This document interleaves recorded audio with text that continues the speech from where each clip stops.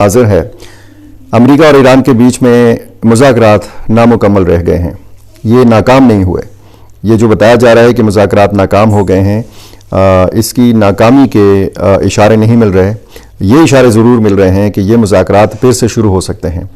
اس معاملے میں بات کرنی ہے، تفصیل سے بات کریں گے۔ اور پاکستان کی ساحلی حدود کے اندر حملہ ہوا ہے، بڑا حملہ ہوا ہے، 3 سیکیورٹی اہلکار شہید ہوئے ہیں۔ اور جس طریقے سے داعش خراسان نے حملہ کیا ہرات میں افغانستان کے اندر، وہاں پہ تقریباً 37 یا 40 کے قریب لوگ جو تھے یہ مارے گئے، اسی طرح داعش خراسان نے پاکستان کے اندر حملہ کیا ہے اور اس حملے کی ذمہ داری قبول کی ہے۔ یہ نیا سلسلہ حملوں کا جو ہے یہ ان تمام مذاکرات کے ساتھ کیسے جڑتا ہے اور جو پراکسیز ہیں وہ کیسے سرگرم ہو گئی ہیں نئے سرے سے، پاکستان کے اوپر جنگ مسلط کرنے کی کوشش کی جا رہی ہے۔ پاکستان نے امن کا نعرہ بلند کیا، پاکستان نے سفارتی کوششیں کی، 2 بڑے عالمی دشمنوں کو جو آپس کے دشمن تھے ان کو ایک چھت کے نیچے بٹھایا،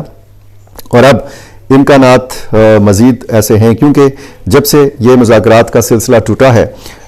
وفود کی واپسی کے حوالے سے خبریں ہیں۔ جے ڈی وینس امریکی نائب صدر جو تھے یہ تو واپس جا چکے ہیں۔ اب ان مذاکرات کے بعد ایرانی وفد کے سربراہ، ایرانی پارلیمنٹ کے سپیکر باقر محمد قالیباف کا جو ایک پہلا بیان ہے وہ سامنے آیا ہے، وہ بھی میں نے آپ کے سامنے رکھنا ہے۔ سب سے پہلے میں ان حملوں کے حوالے سے آپ کے سامنے رکھوں کہ ایک تو ایک ٹارگیٹڈ کارروائی ہوئی ہے، کوئٹہ بلوچستان کا دارالحکومت ہے، یہاں پہ جو ہے شیعہ ہزارہ کمیونٹی کے اوپر حملہ کیا گیا ہے۔ یہ صبح 8 بجے کا وقت تھا جب تقریباً اسی وقت میں آپ یہ کہہ لیں کہ اسلام آباد کے اوپر پوری نظریں تھیں، اور اسلام آباد سے جو اعلان سامنے آیا تھا کہ مذاکرات نامکمل رہ گئے ہیں، تو یہ حملہ کیا گیا ہے۔ اس میں جو 4 افراد ہیں یہ شہید ہوئے ہیں ہزارہ کمیونٹی کے، اور اس کے بعد یہ بتایا جا رہا ہے کہ یہ جو علاقہ ہے اس میں کشیدگی ہے اور لوگ احتجاج پہ بیٹھے ہوئے ہیں اور دھرنا دیے بیٹھے ہیں۔ ان کے ساتھ بلوچستان حکومت کے جو حکام ہیں وہ مذاکرات کرنے میں مصروف ہیں، اور یہ ظاہر ہے کہ ایک ایسی صورتحال ہے کہ جس کے حوالے سے ہم متعدد مرتبہ بلوچستان کے حوالے سے بھی بات کر چکے ہیں، اور روزانہ کی بنیاد پر ہم سیکیورٹی معاملات کے حوالے سے بھی بات کرتے ہیں ان پاکستانی شدت پسند تنظیموں کے حوالے سے جو پاکستان کے اندر سرگرم ہیں۔ اب داعش خراسان کی اگر بات کی جائے تو یہ بیک وقت افغانستان اور پاکستان دونوں میں یہ تنظیم جو ہے یہ سرگرم ہے۔ دوسری طرف یہ جو ایک بڑا حملہ کیا گیا ہے بلوچستان کا ساحلی علاقہ ہے، جیوانی گوادر کا علاقہ ہے، اس کے قریب سمندر میں پاکستان کوسٹ گارڈز کی جو ایک موبائل پیٹرولنگ میں مصروف کشتی تھی اس پہ حملہ کیا گیا ہے، اور جس کے نتیجے میں 3 سیکیورٹی اہلکار شہید ہو گئے ہیں۔ حکام کے مطابق شہداء میں جو ہے یہ افضل نامی اور جمیل اور سپاہی عمیر یہ شامل ہیں، ان کے نام بتائے گئے ہیں، اور ابتدائی معلومات یہ ہیں کہ حملہ زمین سے سمندر کی جانب کیا گیا ہے، یعنی پہلے تو خدشات یہ تھے کہ کسی بیرونی یعنی سمندر سے ہی اس کشتی کو نشانہ بنایا گیا ہے یا کسی میزائل سے نشانہ بنایا گیا ہے۔ یہ ابتدائی معلومات حاصل ہو سکی ہیں کہ یہ حملہ جو ہے یہ زمین سے سمندر کی جانب کیا گیا ہے، فائرنگ کے ذریعے کیا گیا ہے، اور مزید حکام نے اس حوالے سے تفصیلات نہیں بتائیں، لیکن ظاہر ہے کہ ایک معمولی حملہ نہیں ہے۔ گوادر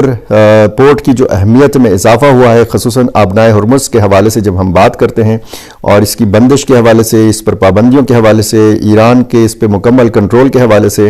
اور جو رکاوٹیں جو ترسیل متاثر ہوئی ہے تیل کی اس راستے سے، تو ان سارے حوالوں سے ہم گوادر پورٹ کی اہمیت کے حوالے سے دیکھ رہے تھے، میڈیا میں ہم پڑھ رہے تھے، سن رہے تھے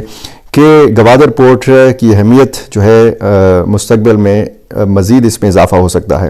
گوادر کو مستقبل کا دبئی کہا جاتا ہے،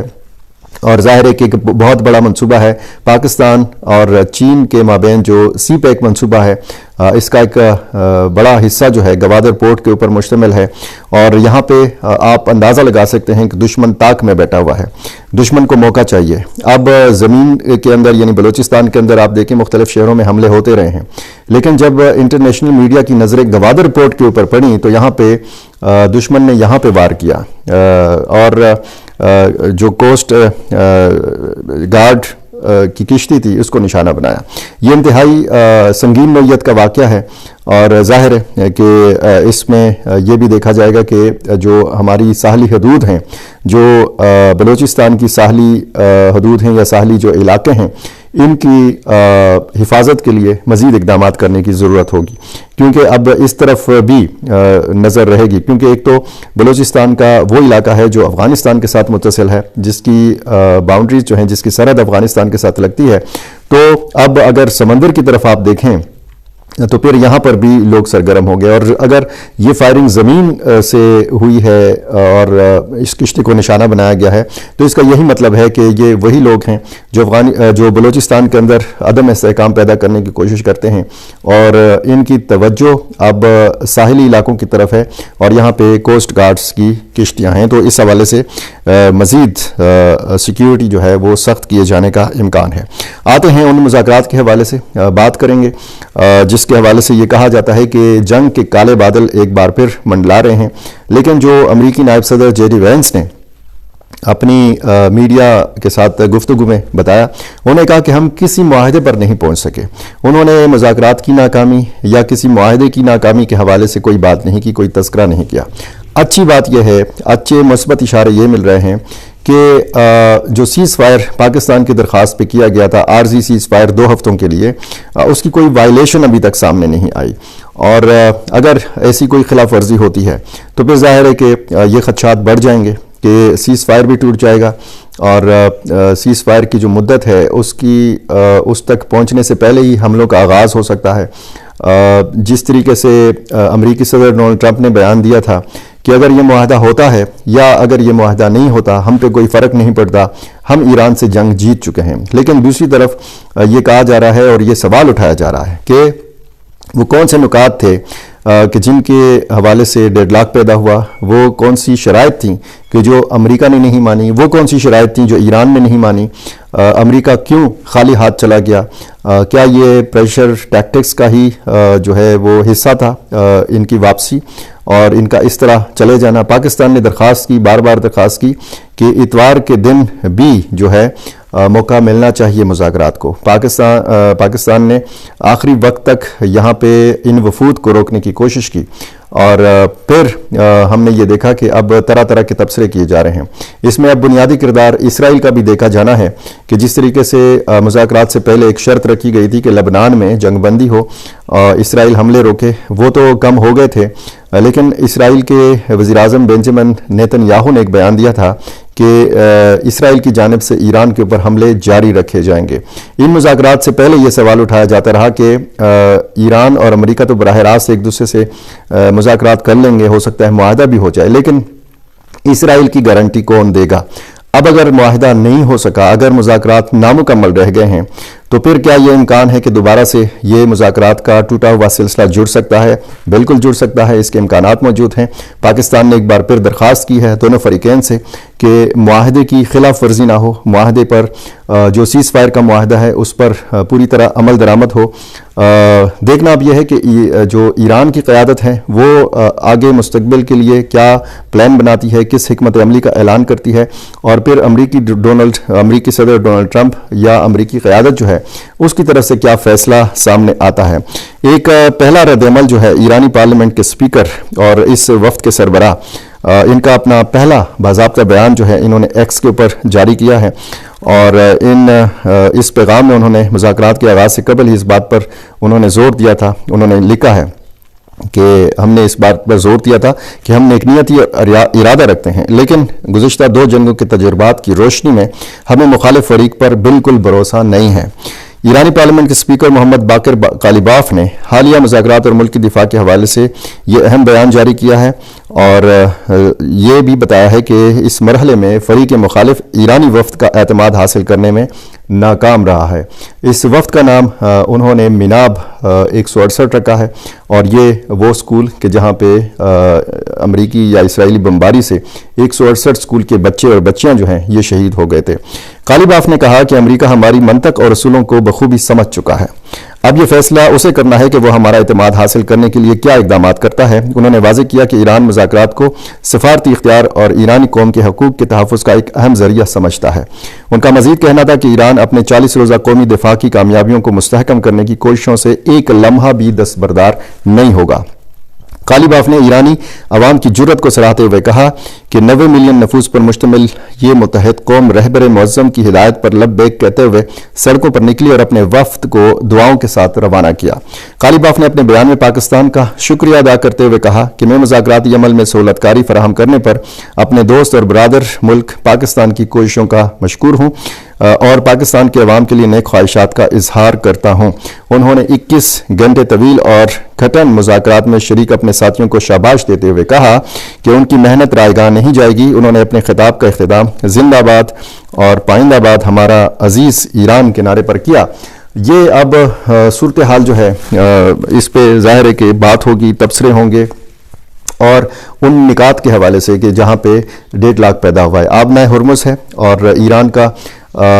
جوہری پروگرام ہے، نیوکلیئر پروگرام ہے، اس حوالے سے ہے۔ یہ 440 کلو گرام جو یورینیم ہے، افزودہ یورینیم جو ہے، اس حوالے سے معاملات ہیں اور پھر لبنان میں مستقل جنگ بندی، بہت سارے معاملات ایسے ہیں۔ اگر شرائط پہلے سے معلوم تھی ایران کی بھی اور اگر شرائط پہلے سے معلوم تھی امریکہ کی بھی اور اس کے باوجود کہ دونوں کو ایک دوسرے کی شرائط کا پتہ تھا، اگر دونوں فریقین آئے اسلام آباد میں بیٹھے تو یہ پاکستان کی تو بہت بڑی کامیابی تھی، یہ مذاکرات کی بہت بڑی کامیابی تھی اور اس میں وہاں سے یہ امکان نظر آ رہا تھا کہ یہ معاہدہ کامیابی سے ہمکنار ہوگا کہ کیونکہ کوئی بھی ایک نقطہ ایسا نہیں تھا جو ناقابل مذاکرات ہو۔ ہاں کچھ دو حوالے سے یعنی جو لبنان میں جنگ بندی کے حوالے سے قالیباف نے کہا تھا مذاکرات کے شروع ہونے سے پہلے، اور جو انہوں نے کہا تھا کہ جی جو ان کے اثاثے جو ہیں منجمد ہیں ان کو انفریز کیا جائے، اس حوالے سے انہوں نے شرط یہ ضرور رکھی تھی، لیکن اس کے بعد پھر بہت سارے معاملات ہوئے مذاکرات کے، کچھ 21 گھنٹے کہیں پہ ذکر ہے اور کہیں پہ 31 گھنٹے مذاکرات کا ذکر ہے۔ ظاہر ہے کہ یہ مختلف ادوار میں ہوئے، بیچ میں وقفے کیے جاتے رہے، چائے کا وقفہ، کھانے کا وقفہ، تھوڑا بہت آرام کا موقع بھی ان کو دیا جاتا رہا، لیکن پاکستان کی یہاں اگر آپ دیکھیں تو کوششیں اس حد تک کامیاب رہی ہیں کہ دو دشمنوں کو ایک چھت کے نیچے بٹانے میں پاکستان کامیاب رہا ہے۔ پاکستان نے اپنی طرف سے اپنی کمزور جو ایک بساط تھی اس کے باوجود جو ہے دو بڑی طاقتوں کو ایک ساتھ بٹھایا۔ اب ظاہر ہے کہ ایران بھی چھوٹی طاقت نہیں ہے، ایران نے جس طریقے سے استقامت دکھائی ہے اس جنگ میں، اب ظاہر ہے کہ اب بہت ساری چیزیں جو ہیں یہ دیکھی جائیں گی۔ عرب کنٹریز جو ہیں، گلف کنٹریز، ان کا رد عمل دیکھا جائے گا، پاکستان کا فوجی دستہ، پاکستان کے جنگی لڑاکا طیارے جو ہیں یہ